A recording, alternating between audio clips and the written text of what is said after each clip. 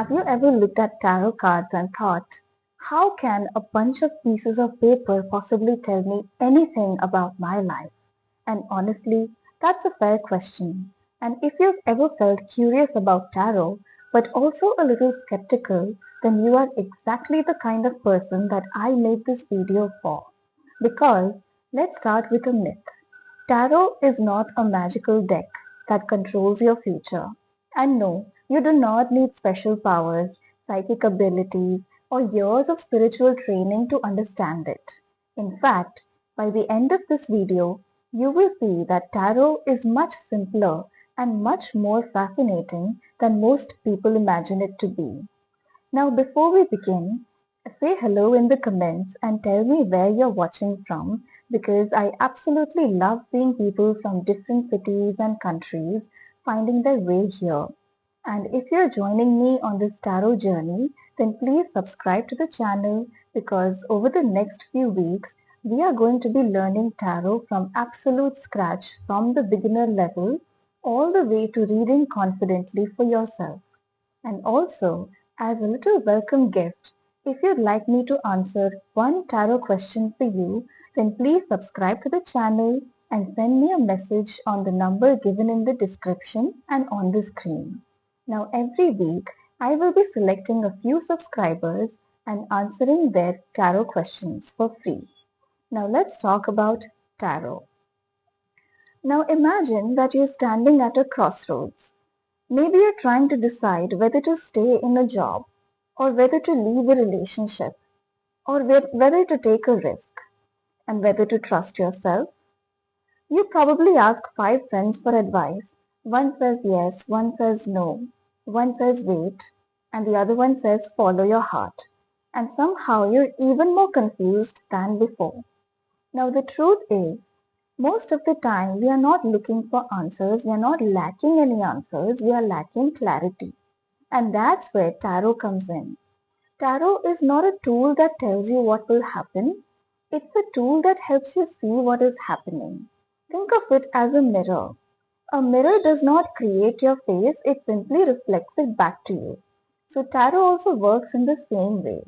The cards do not create your fears, they do not create your hopes, and they don't even create your dreams. They simply reflect them.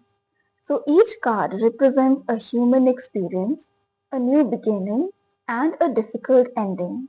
It also shows a period of waiting, a moment of heartbreak, a season of abundance, a lesson in patience, a lesson in courage. And that's why people connect with tarot. Because no matter who you are, you have lived some version of these stories. In many ways, tarot is a collection of life's archetypes. And if you've grown up listening to stories from Ramayana, the Mahabharata, Jain literature, or even your grandmother's stories, then you will understand this very naturally that stories teach through characters. Tarot also does the same thing. For example, the Fool teaches us about new beginnings. The Hermit teaches us about introspection. The Tower teaches us about sudden change. The Star teaches us about hope. And as you learn the cards, you begin to recognize pieces of your own life inside them. And that's what makes tarot so powerful. Not because it predicts every detail of your future, but because it helps you understand yourself more deeply. And oftentimes, when we understand ourselves better, we naturally make better decisions.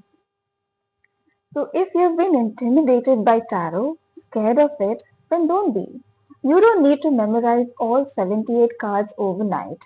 And you don't even need to be intuitive. You don't need to get everything right. You just need curiosity. Because every tarot reader starts exactly where you are right now.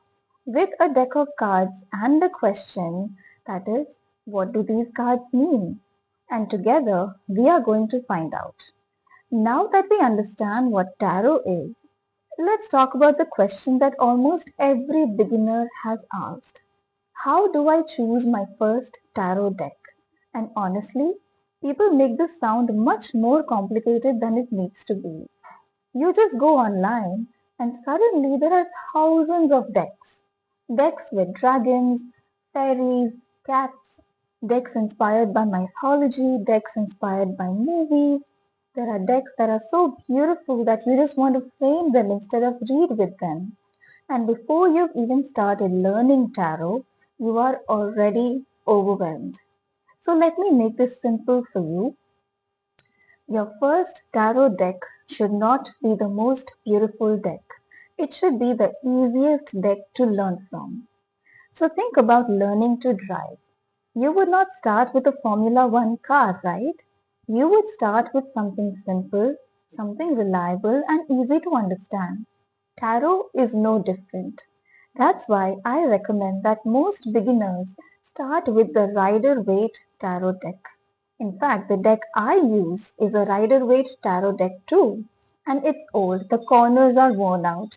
These cards aren't crisp anymore and some cards have been shuffled hundreds and maybe thousands of times. And if you saw it in person, you probably wouldn't call it beautiful. But to me, it's like an old diary or a favorite book whose pages have become soft with time. The value isn't in how new it looks. It's in the relationship that you built with it. And that's something that I want every beginner to remember.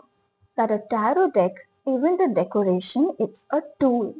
The more you use it, the more familiar it becomes. The more stories you read through it, the more lessons it teaches you. Now, why specifically Rider-Waite? Because almost every tarot book, course, teacher, and YouTube video refers back to these images. So when someone says, look at the fool standing at the edge of a cliff, they are talking about the Rider-Waite fool.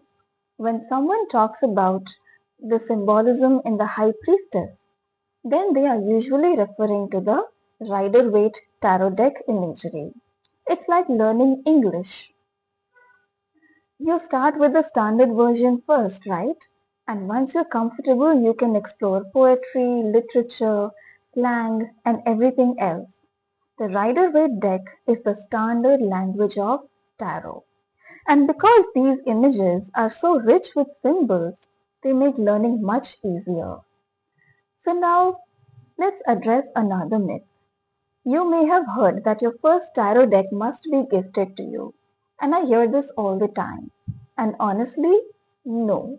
You absolutely can buy your own deck. Think about it. If you wanted to learn painting, would you wait for someone to gift you a paintbrush? Sounds silly, right? If you wanted to learn guitar, would you wait for somebody to gift you a guitar? Of course not.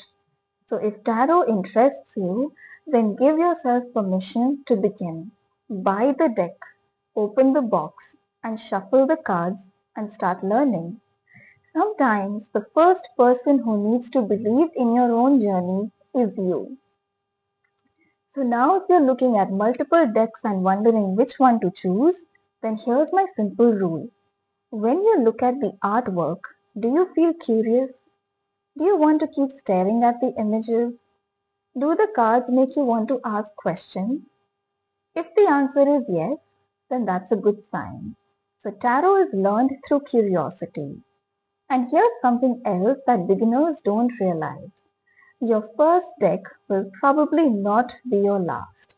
Most tarot readers eventually collect multiple decks, some for study, some for readings, and so simply because they like to collect different artwork. But for now, don't worry about all that. Just focus on finding your first teacher.